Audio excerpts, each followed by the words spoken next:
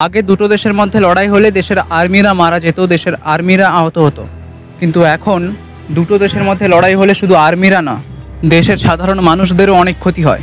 10ই November সন্ধ্যা 6টায় দিল্লির Lal Qila metro স্টেশনের সামনে ঘটে গেল এক রক্তাক্ত বিস্ফোরণ। মুহূর্তের মধ্যেই আগুন ছড়িয়ে পড়ে আশেপাশের গাড়ি এবং অটোরিকশাগুলিতে। এখনও পর্যন্ত 13 জনের মৃত্যু নিশ্চিত করা হয়েছে, আহতের সংখ্যা প্রায় 20 জনেরও বেশি। প্রত্যক্ষদর্শীরা জানিয়েছেন হঠাৎ করেই এক প্রচণ্ড শব্দ হয়, তারপর আগুন আর ধোঁয়ায় ঢেকে যায় চারিদিক। দেখুন সেই ভিডিও।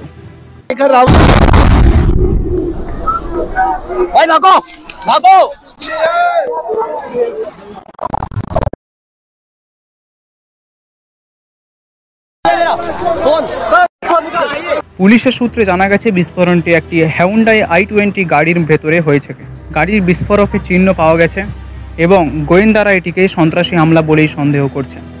ঘটনাস্থলে পৌঁছে গেছে দিল্লি পুলিশ, এনএসজি এবং এনআইএ টিম। পুরো এলাকা ঘিরে ফেলা হয়েছে, চলছে ফরেনসিক তদন্ত। সূত্রের খবর গাড়িটির মালিককে শনাক্ত করা হয়েছে এবং তাকে জিজ্ঞাসাবাদ চলছে।